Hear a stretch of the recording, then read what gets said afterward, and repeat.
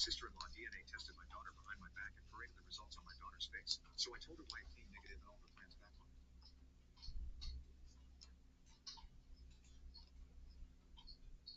Okay. Okay. All right, I'm just going to sit here and wait for a bit for people to show up.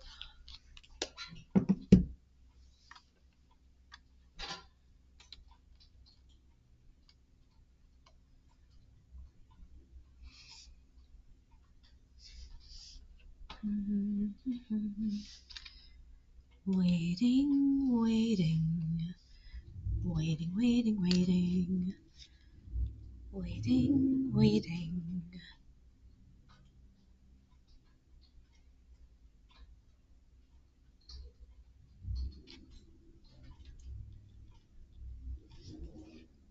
Waiting, waiting. Okay. So, this is the writing club meeting for January 7th. Today we are going to be going over query letters. Feel free to ask your questions in the chat. And I will see if I can get to them. So we're going to start off real quick. As everyone probably knows, TikTok might be going away. If it does, we're going to be moving our monthly meetings over to Twitch. So we do have a Twitch account. Haven't used it in a long time though, so I'm not even quite certain what our name is on there. I have to look that up actually.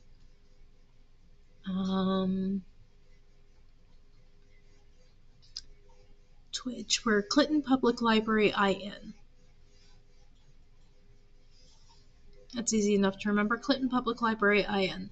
So that's where we will be when we are over on Twitch, if we end up going to Twitch and TikTok, goes bye-bye. We're hoping it doesn't, because we get a lot of interaction and people seem to like TikTok very well. So, today we're going to start off with our about query letters. Now, what is a query letter? In short, a query letter is you selling yourself to either an agent or a publisher. Most of the time it's going to be an agent, because sometimes and most of the time in order to get to a publisher, especially the big ones, you have to have an agent because they won't take on agent inquiries. If you see that on any publishing website, that is what that means. It means you have to have an agent to represent you in order to even be seen by one of their people. So, if you see me looking away, it's because I am actually up in the teen room today. So I'm also keeping an eye on the teenagers who are up here and seeing people walk down the hallway to our room. So if you have any questions, please feel free to leave them in the chat. I'm going to start now with some basics about query letters. Query letters are selling yourself. You have to take off your writer cap and put on your marketing cap. You have to turn into James Patterson. If you don't know the beef between James Patterson and booksellers/librarians, it's a joke by now that we don't like him. He takes up here at my library. He's in every single section, and he takes up like 2 sets of shelves in the adult section. But yeah, a lot of the jokes I've seen around him is that he's not a writer, he is a marketer.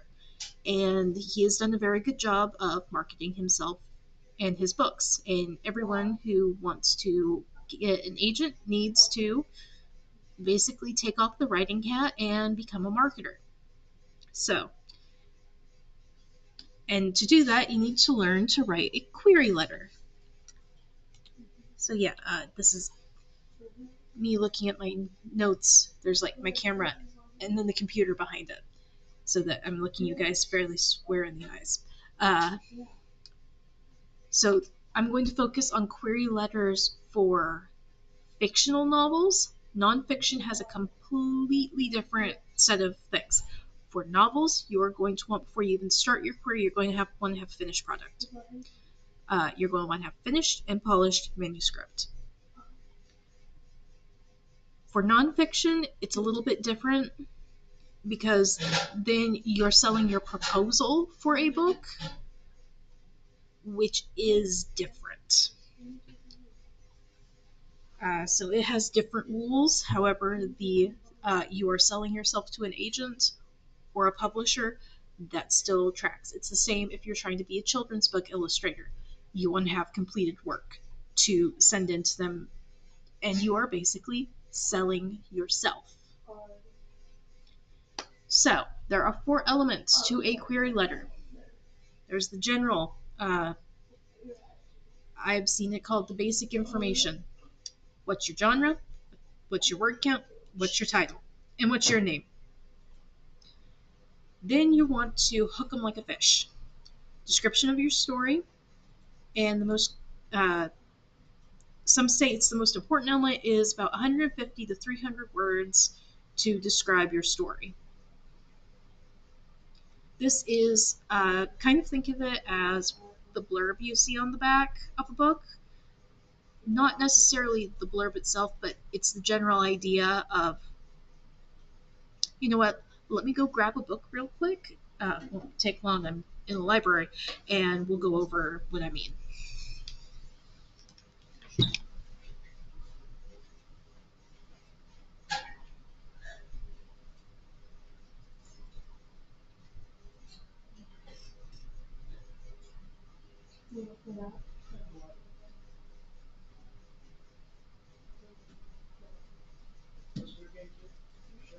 Here we go.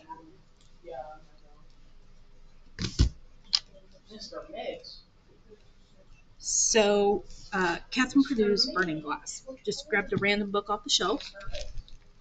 So, listen to the important things that are getting out of the way at the very first bit.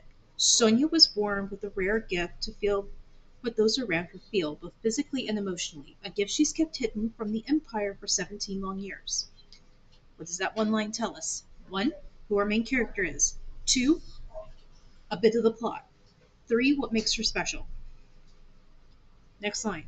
But when a tragic accident pushes her into the spotlight, Sonia is hauled off to the palace and forced to serve the emperor as his sovereign Arasir. What does that tell you? One is telling you when we went over plot earlier, that's going to be your, not your rising action, but that's going to be the trigger for your plot. 7-3. Next line. Tasked with sensing the intentions of would-be assassins, Sonia is under constant pressure to protect the Emperor. But Sonia's power is untamed and reckless, and she can't always decipher where other people's impulses end and her own begin. Again, this is more plot information. In a palace full of warring emotions and looming darkness, Sonia fears that the biggest danger to the Empire may be herself. Again, we're getting into more about the plot. It's not telling you outright, but it is describing the plot's general. So you get an idea of what the book is going to be about. So now we know we have Sonia. She's 17 years old. There is an empire.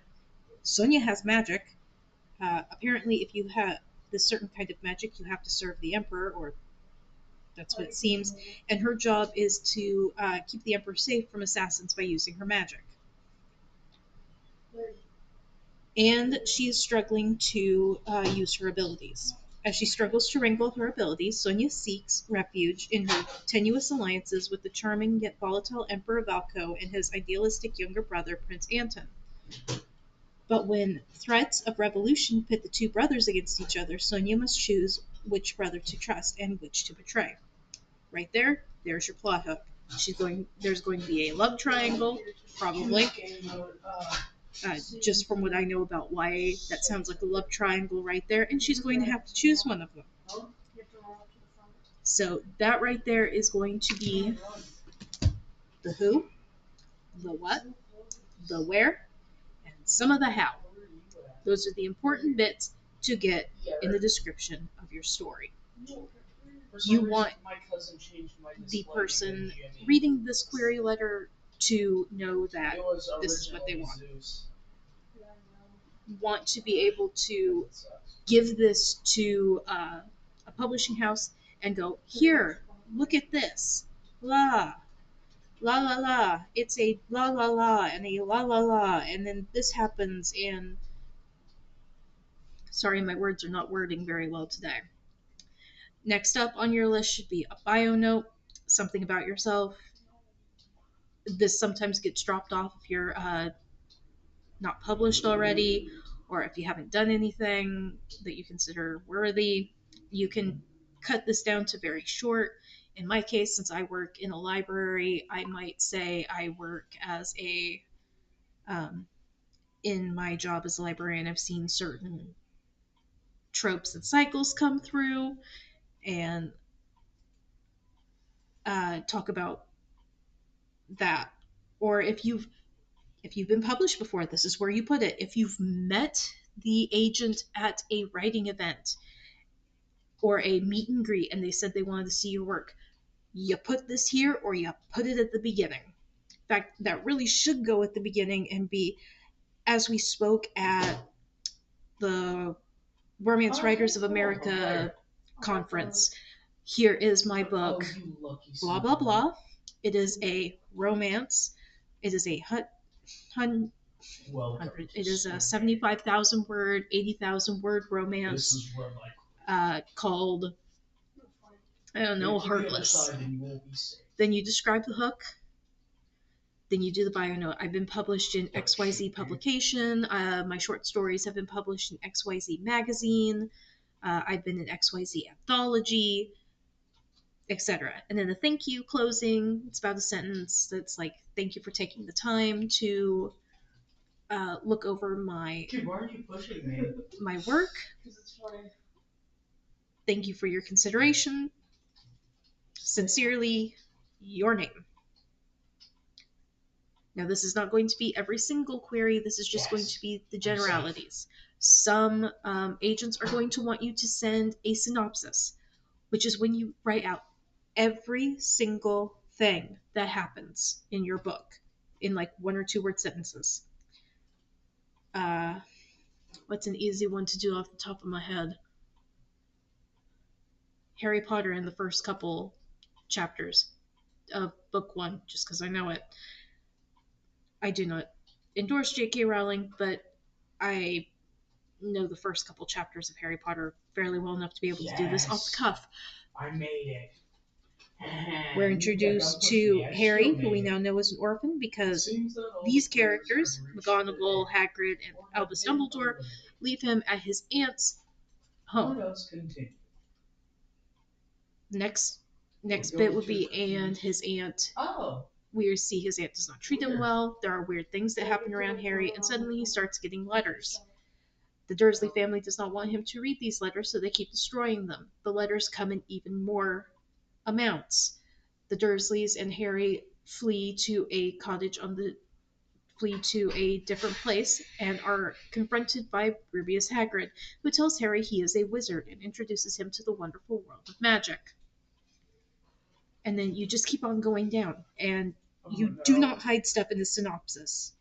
If there's a big twist, it gets put in that synopsis. I don't know if we were doing Psycho, which, spoiler warning for Psycho, if you've never seen the movie Psycho, even though it was made back in the 60s or 70s, I don't know the exact date. If you don't know or want to know how Psycho ends, or the big twist in Psycho, and you don't want to know it, please walk away now. 5, 4, 3, 2, 1, 0. That whole twist where we find out that Norman Bates' mother is dead and he's been dressing up in her clothing. Yeah, that would be put into the synopsis. Might not be in the hook, but would definitely be in the synopsis if an agent asks for it. Which brings up another point. Give me just a moment, folks. I've got to answer a phone call. Yes? I'm doing a live right now. Okay, thank you. What do they need? I can get it real quick. Thank you. Okay, thank you. Hello?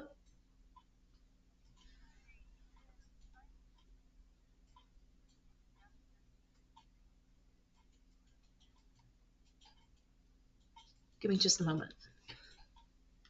There we go. Took me a few. What's your name? Justice. Justice. Justice is up here. Okay. Your person wants you outside.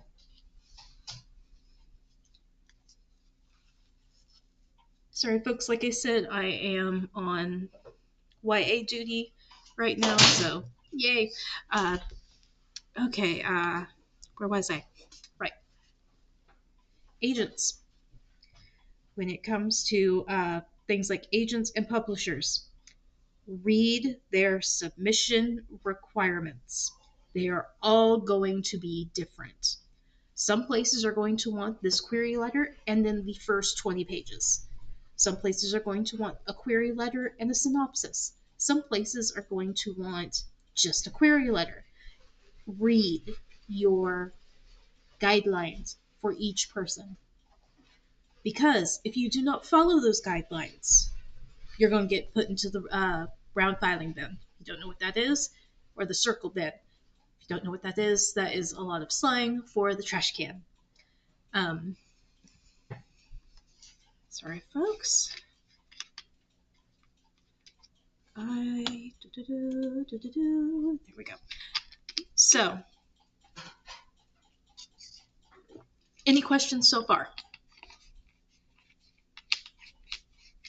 I'm going to assume with how people are just popping in and out of the live that no one has any questions. So I'm going to go on to the next part of this topic, and that is going to be,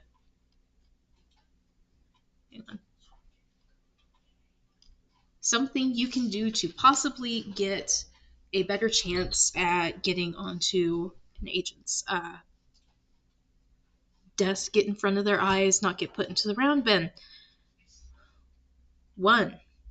Look up that agent or that publishing house. If it's a smaller publishing house, see what they publish, read what they publish, or read who they represent, and see if it compares to it. For instance, if you're doing cozy fantasy, Cursed Cocktails, Legends and Lattes, Can't Spell Tea with Treason Without Tea, Baker's Guide to Magic. I'm saying that one wrong. But they all have different people who represent them. But if yours is anything like that kind of thing, especially in the like mysteries, like, oh, my book is like John Grisham's.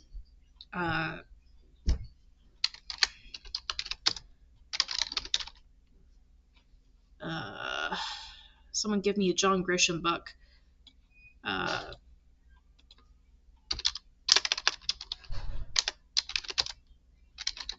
I'm horrible with. It's like John Grisham's The Firm. And be truthful about it. Remember, you are selling yourself.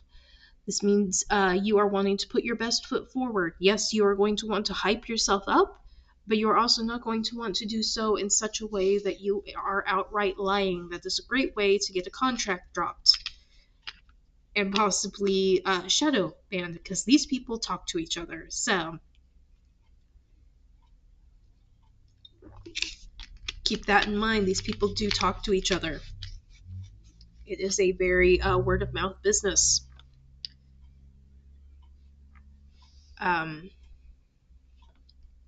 So if it is an epic fantasy along the lines of Lord of the Rings by Tolkien, or an epic fantasy like Tolkien, that's okay.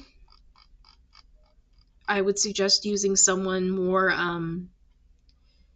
contemporary, but what you're trying to do is give the agent and or publisher an idea of where your book fits.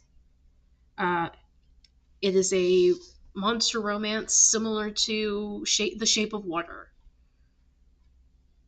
It is like a cross between uh, The House on the Cerulean Cape and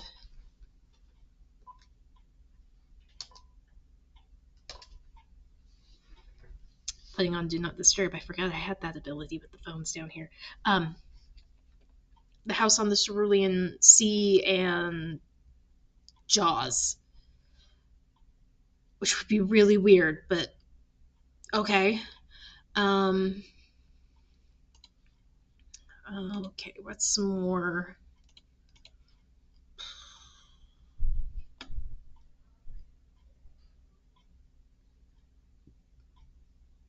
Things like that. They need to know where your book is going to fit into the catalog. Also, if you are self-published, I've seen some people say, go ahead if you have good self-publishing numbers, go ahead and tell them that. I've seen some people say that no, don't tell them that you are self-published at all.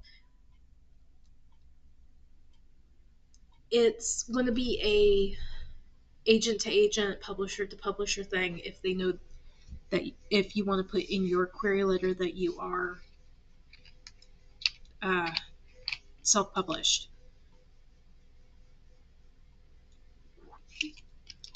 So, go over the anatomy again.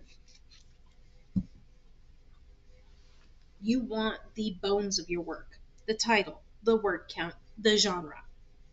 That should be at the very tippy top. In fact, the only thing that should really come before that is if you met this agent or this publisher in person at a conference, and then you would put, as we spoke about at XYZ conference, this is my 120,000 word epic fantasy, The Silver Heart Diary. And then you will segue right into describing it. The who. Who is your main character? What problem do they face? What are the choices they make, and or what is the driving tension of the story forward? What does your character want? Why do they do it? What keeps them from getting it?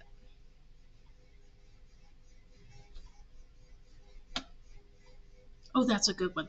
I have a bunch of notes that I've made on this that I'm just summarizing right here.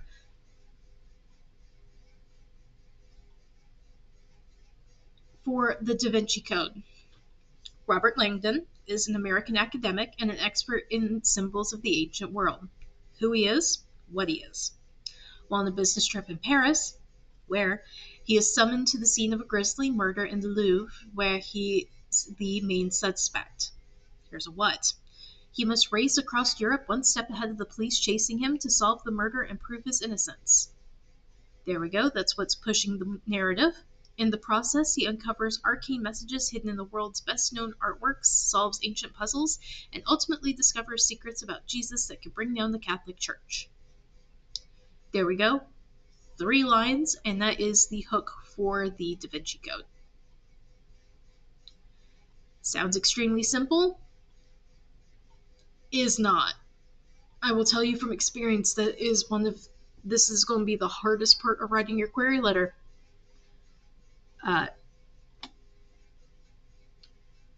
You're going to think that it sounds so flat. Here's a good example that I have written down. You have a better chance of getting thrown in the trash for, let's say, YA. You have a protest with special powers acquired on their birthday, and now they must need to figure out how to control these powers at an unfamiliar school. Okay, you just described Harry Potter. Kind of described Percy Jackson. School for Good and Evil. There's a few more, but I can't think of. The one with vampires. Welcome to Demon Academy, Hirvimla Khan. I mean, it's any magical school YA is going to have something like that. So you need to give them a dramatic twist. Like, what was the one manga that was like, humans can't go here, but he's human and now he has to hide it? I don't know, I can't remember the title, but that was the twist. He's going to a school for monsters, and humans aren't allowed there, and he's a human. So now he has to keep that quiet, or else he's going to be killed.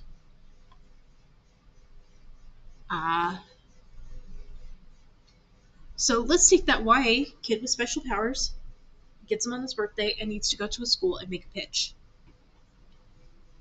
So let's say we have a girl, turns 16, who suddenly has the power to see and control ghosts. And in order to control these powers, she has to go to a special school for magic users. However, anyone dealing with spirits and ghosts is automatically considered to be evil. Again, it's trope, which is going to be next month's thing. So we have that. How are we going to make it dramatic? Well, let's have her be. Let's see. Mary Sue. Yes, I'm going there. Yes, I've written fan fiction. Mary Sue. It's Mary Sue's 16th birthday when everything goes wrong. And she starts seeing people that she knows are very much dead, like her grandma, wandering around the world. And now she's been whisked away by her mother to Hellfire Academy,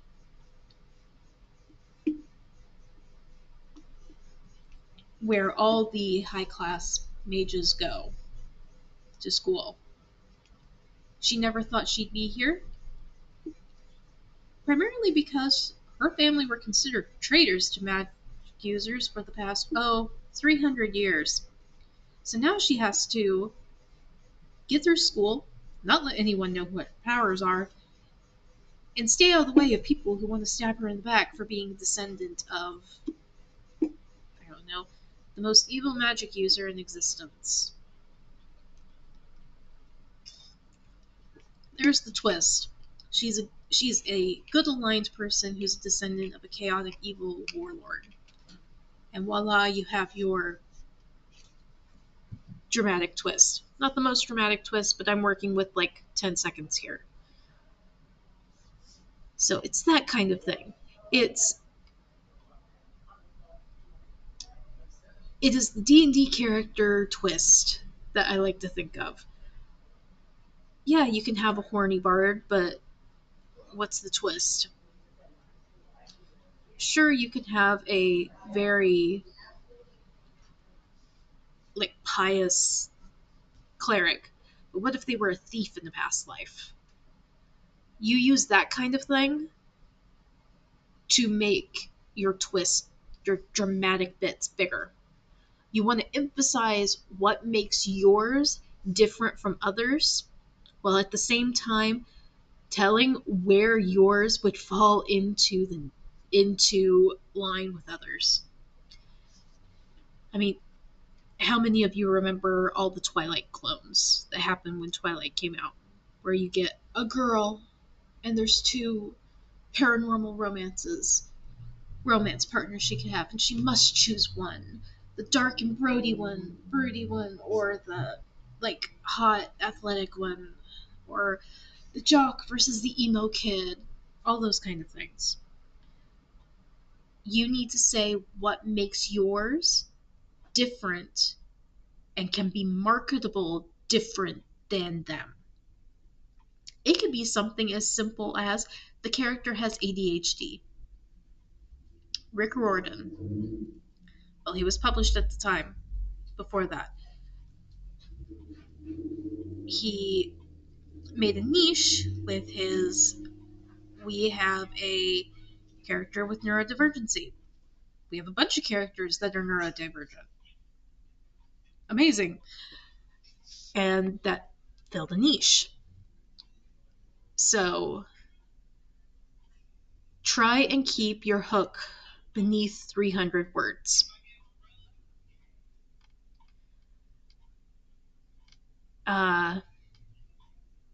You really don't need to mention more than 3 characters: protagonist, antagonist, romantic interest, and or sidekick. Batman, Robin, the Joker.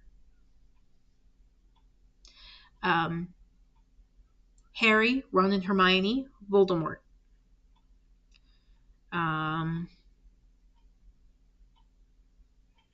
Like, if there's multiple romance interests, then yeah, mention them. And you also want to mention that there's going to be a love triangle in there somewhere, maybe, or maybe you're doing poly. Make sure that you talk about that. Try not to get into the minor plot points unless they really affect the major plot. And try and keep it beneath 300 words. If it's more than 300 words, you're probably going into too much detail. And finally, is your hook talking about the story, or is it telling the story?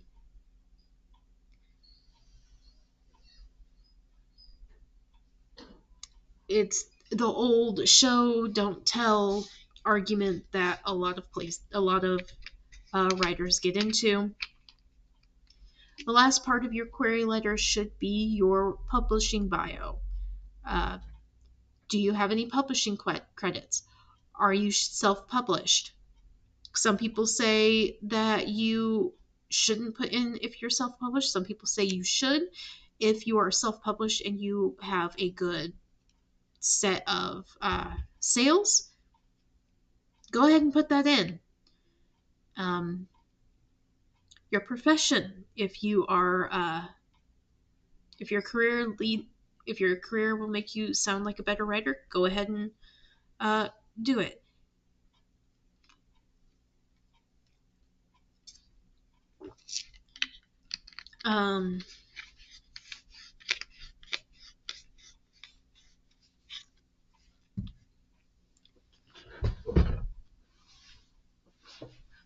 But that can be kind of iffy.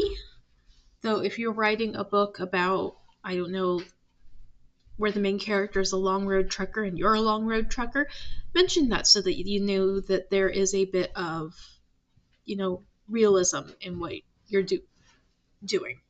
Are you part of any professional writing organizations like RWA, MWA, the Science Fiction and Fantasy Writers of America? Like I say,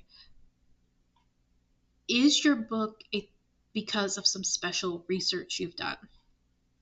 I.e., I spent 100 days in the wilderness with nothing but a canteen and a tent, and I'm writing about my experiences.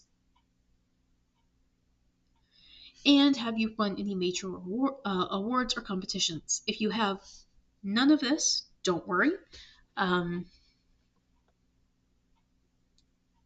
Don't worry, you don't have to be very specific about this. In fact, you can leave a lot of it out. On the flip side, don't talk about when you were writing in 2nd grade. Don't talk about how you've improved your writing in the last few years. Don't talk about how you're enjoying writing since your retirement.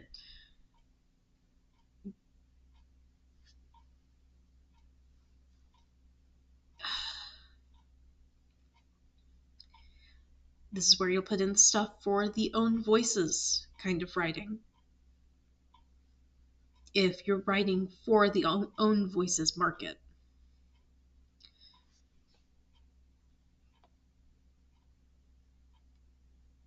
Now you need to close it professionally.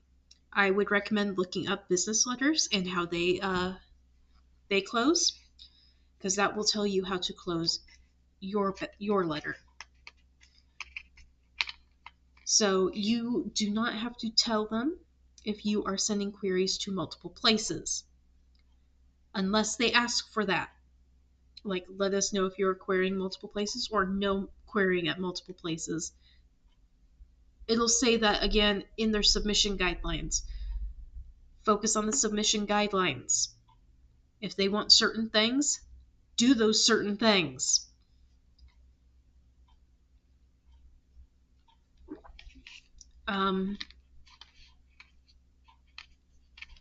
This is the point at which you let them know it's part of a planned series, i.e., this is the first of a planned series of 3 books. Thank the agent. Don't carry on necessarily. Don't beg. Don't promise. Don't threaten.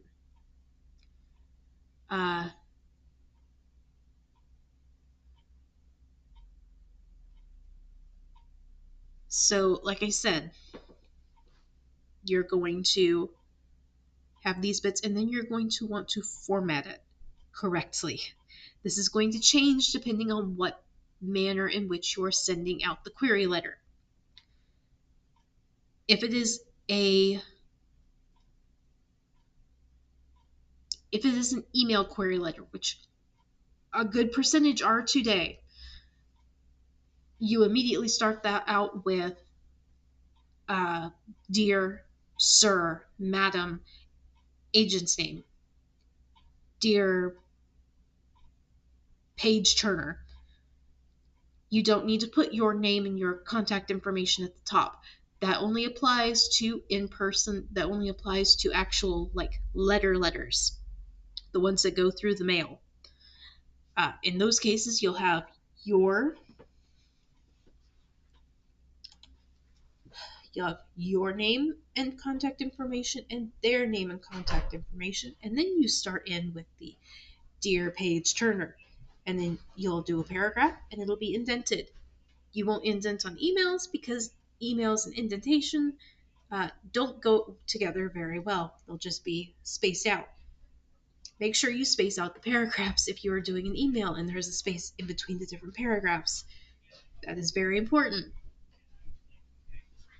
And remember, you are selling yourself, so you are going to want to check your spelling, check your grammar. You're going to want to go over this with a fine-tooth comb. In fact, probably write it one night, leave it aside for a day or two, and come back to it and edit it. Now, some of the things I've seen some places suggest you do is you give yourself a list. You start looking into your agents and then you divide them up into the, oh, I really want to be on this person's okay, and then everyone else list. And then you do about a round of like 5 to 10 at a time. And you pick from, you pick like 1 or 2 from each list. And that's how you'll do your rounds of query letters. Do not be surprised if you get responses in really weird patterns, because every place is going to take a different amount of time. General rule, 4 to 6 weeks. If they haven't gotten back to you in 4 to 6 weeks, consider yourself having been tossed in the trash. Do not take it wrong. They are getting hundreds, if not thousands, if they're like the big agencies, of queries a day. Don't be surprised if you don't get anything back from them for weeks. And then do that every couple of months, every 2 to 3 months. When is the best timing? Anytime. You'll have some people that say, oh, don't send it in like January, because that's when everyone who's sending out their nano writing is sending them out. So they're going to be busy at any point in time. So you might as well just send it out. Oh, don't send Christmas stuff out in Christmas. You should be sending that out in like February or March. Send it out when you can send them out. You're more than likely not going to get published in the first year that an agent takes up your book. It's probably going to take a year or 2 in order for you to get published.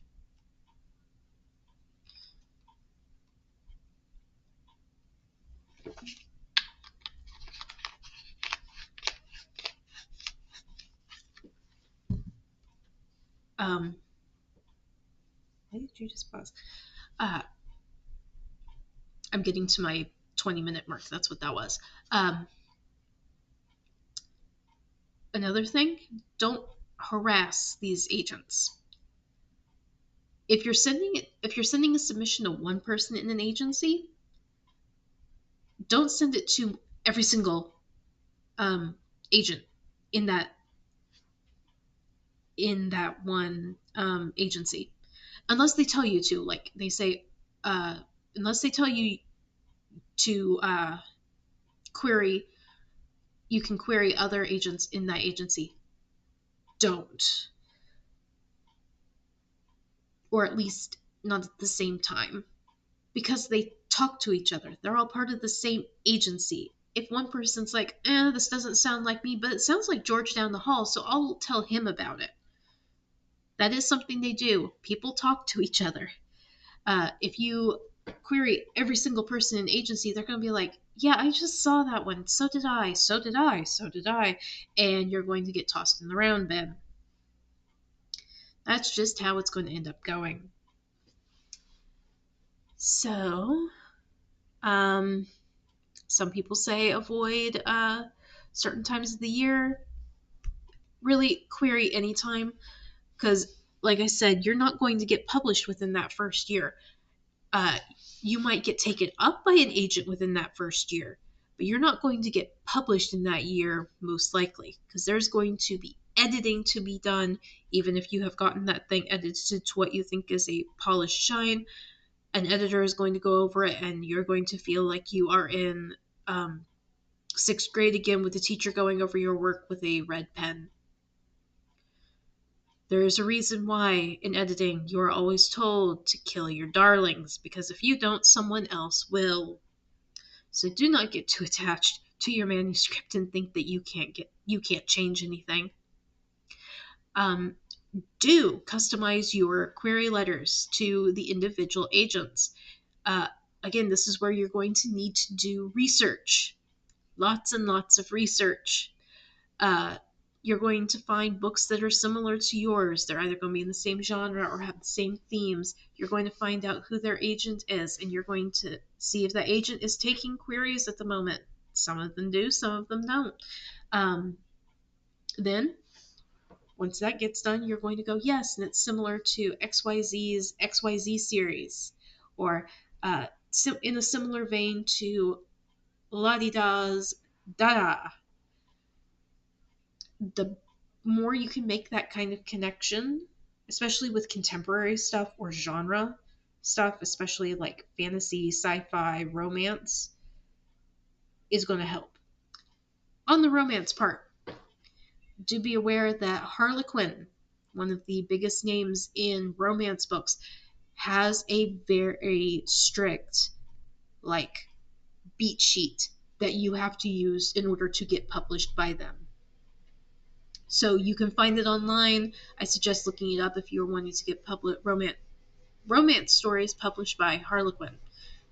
They have a beat sheet. Beat sheet basically tells you certain things have to happen at certain points. So yeah, you have to follow that. That's another thing. Again, guidelines. Follow them. Don't think that you're going to be the special one to get around it, unless you are best friends with the agent that you are querying or the publisher that you are querying. You got to follow the guidelines just like everyone else, even if you think your novel is the best novel in the world. Sorry, you've got to follow the same guidelines as everyone else. Alright, so I've talked about fiction because that is what I am most familiar with. That is the genre in which I write. I have looked into nonfiction. It is different. Sorry, I'm just trying to stay hydrated, and it is very warm up here. It is very, very, very different than fiction, because many times you can query for nonfiction without having anything written or without having the book, the manuscript written. What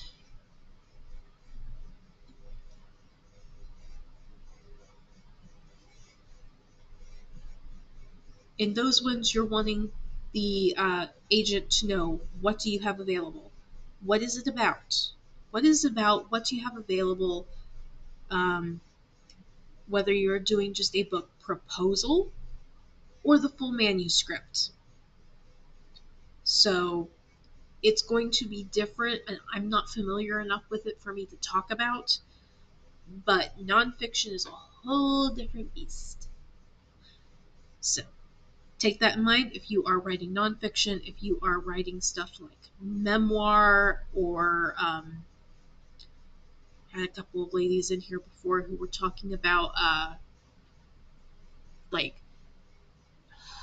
what is it called when like you talk about prayers and stuff and religious things, not hymnals, basically where you're doing like biblical breakdowns, those kind of things. Those fall underneath the nonfiction. So yeah, you're wanting them to know what you're writing, how far along you are, what materials you have for it, and possibly who's going to be the audience for this. Children's books are much the same. Uh, you're going to want to already have a finished script. I'm going to say script. You're going to want to have the manuscript done. If you're working with an illustrator, like it's an illustrator and author duo, then you'll do a query letter together. Illustrators, portfolios. You have to have a portfolio, and you have to send in sample artwork. That is all I know about illustrators. That is, I am not an art person. I am not a drawing person.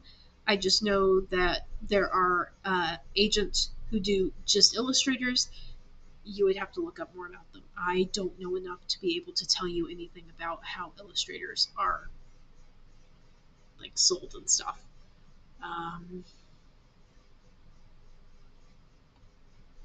Let me look through my notes some more.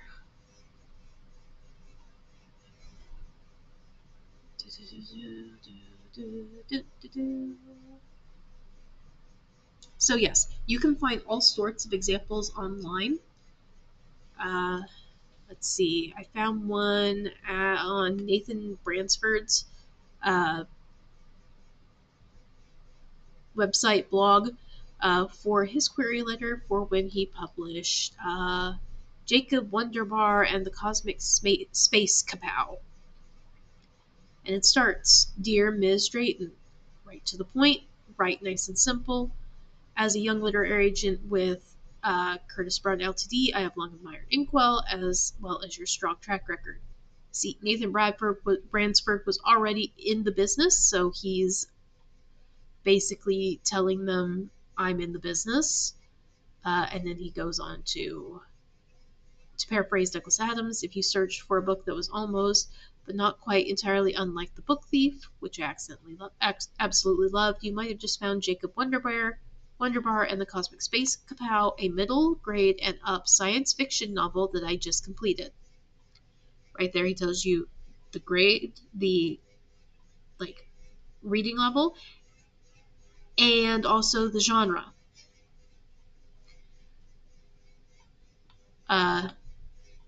And then he goes on to describe the hook. Jacob Wonderbar has been the bane of every substitute teacher at Magellan Middle School ever since his dad moved away from home. He never would have survived without his best friend Dexter, even if he is a little timid, and his cute but tough friend Sarah Daisy, who is chronically overscheduled. But when the trio meets a mysterious man in silver one night, they trade a corn dog for a sassy spaceship and blast off into the great unknown. There's your hook. There is your inciting incident. That's the word I was trying to remember earlier. The inciting incident. That is, until they break the universe in a giant space kapow and a nefarious space buccaneer named Mick Kraken maroons Jacob and Dexter on a tiny planet that smells like burp breath. The friends have to work together to make it back to their sweet little street where the houses look the same, even as Earth seems farther and farther away. So right there, that's the hook. The who, Jacob Wonderbar and his friends. The what has happened. They have traded a corn dog for a spaceship, and they broke something, and now they've been attacked by a pirate and left abandoned, and they have to get back home. That's the what, the how. Next part, Jacob Wonderbar and the Cosmic Space Kapow is 50,000 words and stands alone, but I have ideas for a series, including titles such as Jacob Wonderbar for President of the Universe and Jacob Wonderbar and the Vacationing Aliens from Another Planet. I am the writer of an eponymous agenting and writing blog. So right there, he tells you, again, the title, tells you how long it is, tells you it's a standalone, but it could become a series, and his credentials. He is part of agenting and has a writing blog. And then he ends it with, I'd be thrilled if you would consider Wonderbar for representation, and a few other agents are considering simultaneously. Thank you very much, and hope to talk to you soon, Nathan Bransford. So end it nice, simple, sweet.